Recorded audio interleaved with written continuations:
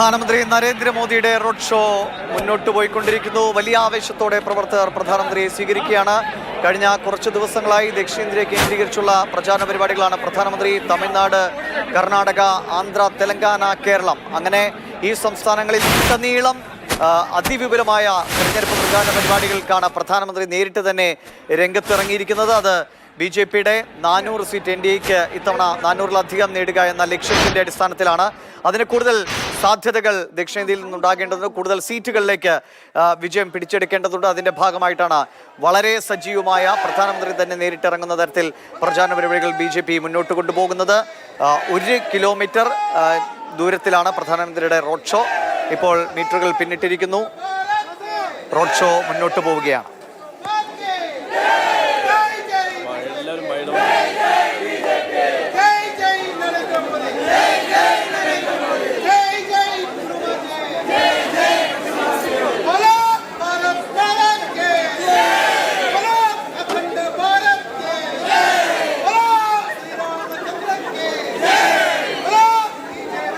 അങ്ങോട്ട് തിരിഞ്ഞു നിൽക്കണേ, അങ്ങോട്ട് തിരിഞ്ഞു നിൽക്കണേ.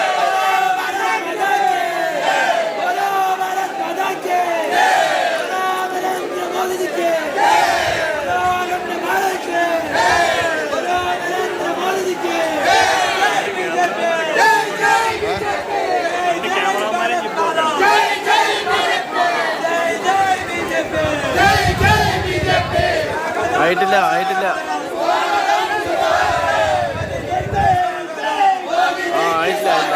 ശരി ശരി.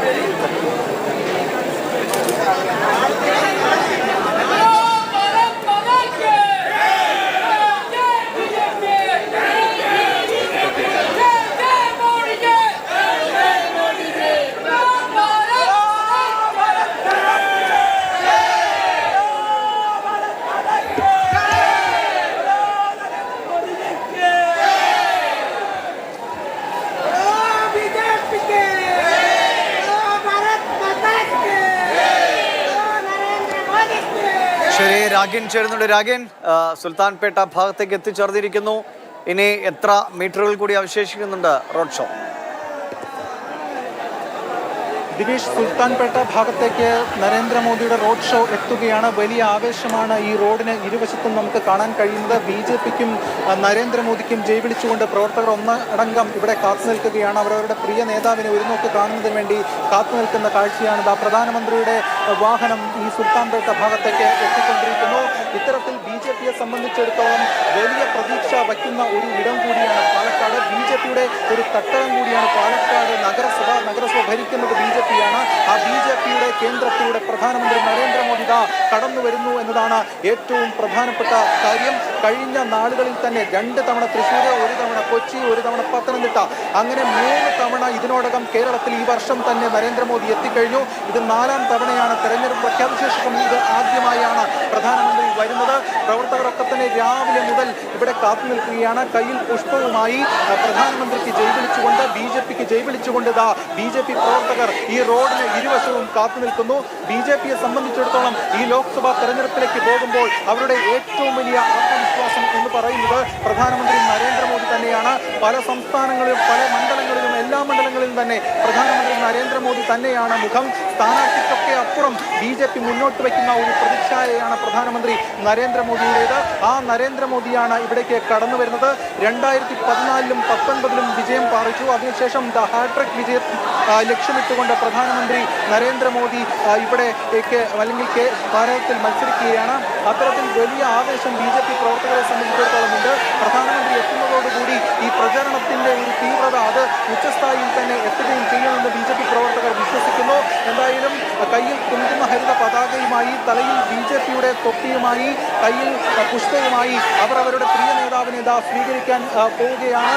സുൽത്താൻപേട്ട ഭാഗത്തേക്ക് പ്രധാനമന്ത്രി എത്തുന്നു. പ്രധാനമന്ത്രിയുടെ റോഡ് ഷോ കടന്നു വരികയാണ്. കോയമ്പത്തൂരിന് ശേഷമാണ് അദ്ദേഹം ഇവിടേക്ക് എത്തുന്നത്. ഇതിനുശേഷം തിരിച്ച് സേലത്തേക്കാണ് പ്രധാനമന്ത്രി പോകുന്നത്. ഈ ദക്ഷിണേന്ത്യയിലാകെ ഏകദേശം 130-ലധികം മണ്ഡലങ്ങളാണുള്ളത്. കഴിഞ്ഞ തവണ കർണാടകയിലാണ് BJPക്ക് വലിയ നേട്ടമുണ്ടാക്കാൻ കഴിഞ്ഞത്. കേരളം, തമിഴ്നാട്, ആന്ധ്ര, അതോടൊപ്പം തന്നെ തെലങ്കാന അത്രയ്ക്കങ്ങടെ മുന്നോട്ട് പോകാൻ BJPക്ക് കഴിഞ്ഞിരുന്നില്ല. കേരളത്തിലൊന്നും കാര്യമായ അല്ലെങ്കിൽ അക്കൗണ്ട് പോലും തുറക്കാൻ കഴിഞ്ഞിരുന്നില്ല.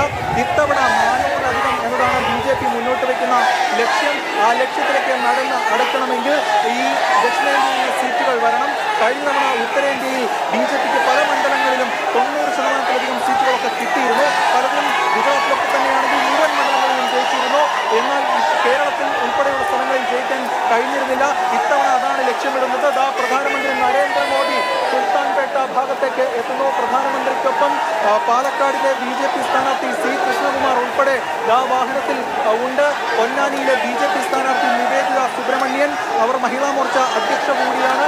മറ്റ് നേതാക്കൾ അബ്ദുൽ സലാം ഉൾപ്പെടെയുള്ള നേതാക്കളും ഉണ്ട്. എന്തായാലും BJPയെ സംബന്ധിച്ചിടത്തോളം വലിയ പ്രതീക്ഷ ആണ് ഈ ലോക്സഭാ തെരഞ്ഞെടുപ്പിൽ ഉള്ളത്.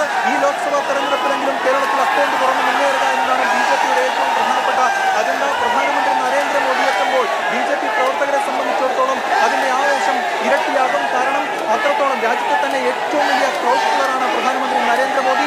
BJPയുടെ ഏറ്റവും വലിയ കുറുക്കുചീട്ടാണ് പ്രധാനമന്ത്രി നരേന്ദ്രമോദി. അതുകൊണ്ട് തന്നെ അവർ അവരുടെ പ്രിയ നേതാവിനെ ഒരു നോക്ക് കാണുന്നതിനും സ്വീകരിക്കുന്നതിനും വേണ്ടി ഇവിടേക്ക് ഒഴുകിയെത്തുകയാണ് കണ്ടത്. പുഷ്പങ്ങളൊക്കെ തന്നെ അദ്ദേഹത്തിന്റെ നേരിലേക്ക് ചൊരിഞ്ഞുകൊണ്ട് പ്രധാനമന്ത്രിക്ക് ഊഷ്മളമായ സ്വീകരണം പാലക്കാട് നൽകുന്നു, പാലക്കാട് ഒരുക്കുന്നു. BJP നഗരസഭാ ഭരണം കൈയാളുന്ന ഒരു പ്രദേശം കൂടിയാണ് പാലക്കാട്. 1,00,000-ലധികം പ്രവർത്തകരെ എത്തിക്കും എന്നാണ് BJP പറഞ്ഞിരുന്നത്. എന്തായാലും വലിയ ജനപങ്കാളിത്തം ഉറപ്പാക്കാൻ BJPക്ക് സാധിച്ചിട്ടുണ്ട്. K. സുരേന്ദ്രൻ ഉൾപ്പെടെയുള്ള നേതാക്കളും BJPക്ക് നരേന്ദ്രമോദിയുടെ വാഹനവ്യൂഹത്തിലുണ്ട്. പ്രധാനമന്ത്രിയുടെ വാഹനവ്യൂഹം ക്യാമറയ്ക്ക് മുന്നിലേക്ക് എത്തുന്നു. പ്രവർത്തകർ ഇരുവശങ്ങളിൽ നിന്നുകൊണ്ട് പ്രധാനമന്ത്രിക്ക് സ്വീകരണം ഒരുക്കുന്നു. ഊഷ്മളമായ സ്വീകരണമാണ് ഒരുക്കുന്നത്. പ്രവർത്തകർ എറിഞ്ഞ പുഷ്പം തിരിച്ചറിഞ്ഞുകൊണ്ട് പ്രധാനമന്ത്രി അവരെയും അഭിവാദ്യം ചെയ്യുന്നു. ഏവരെയും കൈവീശിക്കാട്ടി അഭിവാദ്യം ചെയ്തുകൊണ്ട് പ്രധാനമന്ത്രി നരേന്ദ്രമോദി BJPയുടെ തെരഞ്ഞെടുപ്പ് പ്രചാരണത്തിന്റെ ഭാഗമായി പാലക്കാടത്ത് നടന്നു നീങ്ങുന്നു, മുന്നോട്ട് പോകുന്നു എന്നതാണ് പറയാൻ കഴിയുക. പ്രവർത്തകരുടെ ആവേശം വലിയ തോതിൽ തന്നെയുണ്ട്. അത്തരത്തിൽ വലിയ ആവേശം നിറഞ്ഞുകൊണ്ട് സുൽത്താൻപേട്ട് ജംഗ്ഷൻ കഴിഞ്ഞ് പ്രധാനമന്ത്രിയുടെ വാഹനം മുന്നോട്ട് നീങ്ങുകയാണ്. ഇനി ഹെഡ് പോസ്റ്റ് ഓഫീസ് ജംഗ്ഷനാണ്. അതോടുകൂടി ഈ റോഡ് ഷോ സമാപിക്കും. ഏകദേശം 1 കിലോമീറ്ററാണ് റോഡ് ഷോ.